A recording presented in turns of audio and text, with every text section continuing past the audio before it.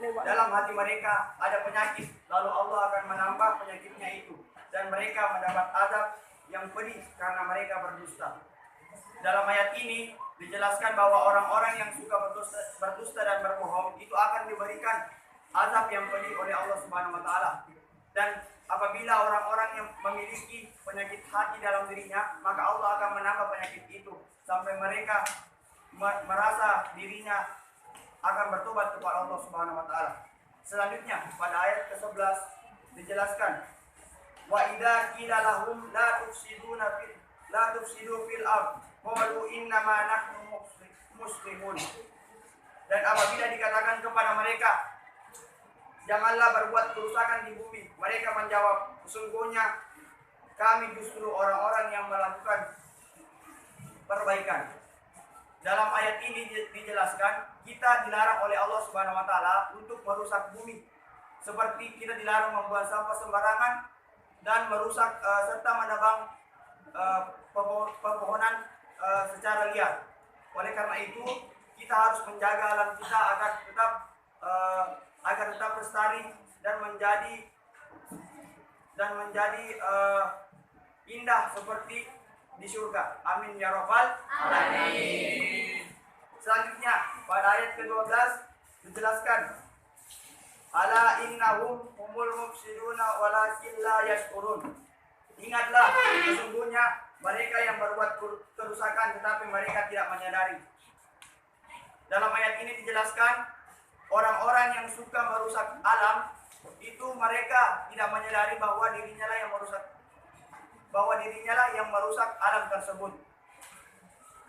Selanjutnya pada ayat ke-13 dijelaskan, wa idza qila lahum aminu kama amanan nasu qalu anu'minu kama amanan nasu sufaha ala innahum humus sufaha walakin la ya'lamun.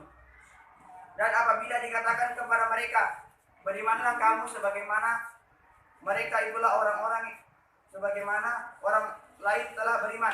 Mereka menjawab, apakah kami akan beriman seperti orang-orang yang kurang akal itu beriman? Ingatlah, sesungguhnya mereka itulah orang-orang yang kurang akal tetapi mereka tidak tahu. Pada ayat ini dijelaskan, dan apabila orang-orang berkata dirinya beriman,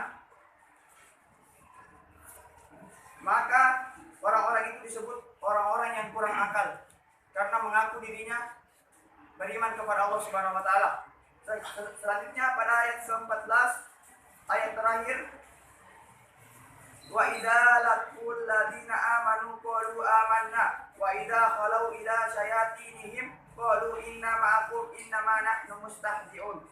Dan apabila mereka berjumpa dengan orang-orang yang beriman, mereka berkata, kami telah beriman.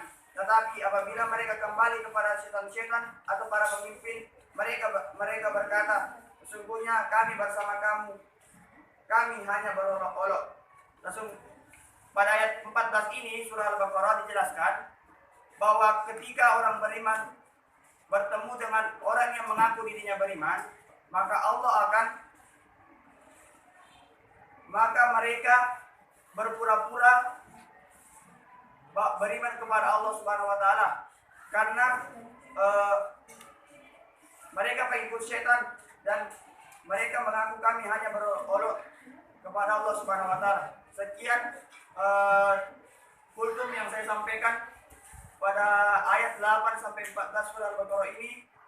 Jika ada kesalahan kata mohon dimaafkan. Wabillahi taufiq wal hidayah. Wassalamualaikum warahmatullahi wabarakatuh. Waalaikumsalam.